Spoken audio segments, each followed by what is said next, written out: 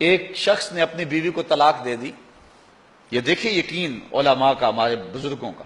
اپنی بیوی کو طلاق دے دی، اور طلاق کن لفظوں سے دی کہ اگر میں جنتی نہیں ہوں تو تجھے طلاق ہے، اگر میں جنتی نہیں ہوں تو تجھے طلاق ہے. تو اب علماء سے پوچھا کہ طلاق ہوئی ہے یا نہیں ہوئی؟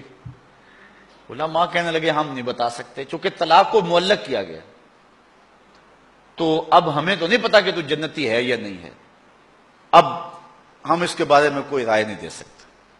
قاضی ابو یوسف علیہ رحمہ، امام اعظم امام ابو حنیفہ کے شاگرد، ان کے پاس مسئلہ گیا.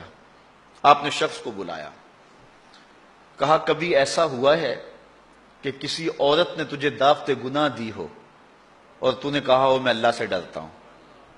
اس نے کہا ہاں ایک مرتبہ زندگی نہیں ہوا. کہا تیری بیوی کو پھر کوئی طلاق نہیں، اس لیے کہ حضور نے فرمایا ہے کہ وہ شخص جس کو کسی عورت نے دعوت گناہ دی اور اس نے کہا میں اللہ سے ڈرتا ہوں، فرمایا کل قیامت کے دن جب کوئی سایہ نہیں ہوگا یہ بندہ عرش کا سایہ پائے گا.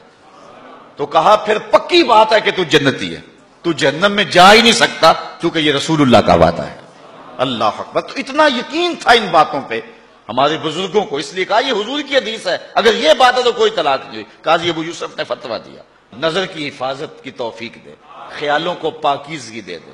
میں ایک شخص کو جانتا ہوں جس کو دعوت گناہ دی گئی لیکن اس نے اپنی آبرو کی حفاظت کی. رات کو سویا تو حضرت میاں میر علیہ رحمہ خواب میں ملے. اللہ اکبر. اور آپ نے فرمایا تجھے مبارک ہو، تو نے سنت یوسفی ادا کی ہے. کیسا حسن تھا، کیسا جمال تھا جناب یوسف کا. لیکن آپ دیکھیے قرآن پڑھیے، سورہ یوسف اٹھائی، ایسے تو مرتبے نہیں ملے ہیں. کیسے کمال ہیں ان لوگوں کے، اپنی آرزوؤں پر کیسے پہرے بٹھائے ہیں، اور کس طرح اپنی خواہشات کے آگے بند باندھے ان لوگوں نے. جب ساتوں دروازے مکفل کر دیے اور حضرت یوسف علیہ السلام کو زلیخا کہتی ہے تلک، اب تو آ جاؤ نا، اب تو کوئی نہیں دیکھ رہا، اور موٹا کپڑا ڈال دیا اس بت کے اوپر جو وہاں اس نے اپنے کمرے میں رکھا ہوا تھا. حضرت یوسف علیہ السلام بولے کالا معاذ اللہ، تو موٹا کپڑا ڈال کے اپنے خدا سے چھپ گئی ہے، میرا خدا تو ساتویں کوٹڑی میں بھی دیکھ رہا. اور پھر اتنی روشنی برسی، اتنے اجالے برسے، گناہ کیا، گناہ کا تصور بھی محال ہو. وَرَجُلٌ ذَكَرَ اللَّهَ خَالِيًا فَفَاضَتْ عَيْنَاهُ، وہ شخص جس نے تنہائی میں اللہ کا ذکر کیا، کوئی دیکھنے والا نہیں تھا، ریا کا شائبہ بھی نہیں تھا، تنہا بیٹھا ہوا تھا، سحری کا وقت تھا، مصلی بچھا ہوا تھا، اور وہ اللہ کا ذکر کرنے لگا. پھر ذکر کا سرور من میں اترنے لگا. پھر کیا ہوا؟ فَفَاضَتْ عَيْنَاهُ، خوف خدا کی وجہ سے اس کی آنکھ میں آنسو آ گئے، اللہ کی یاد میں، اللہ کے ذکر میں رونے لگا.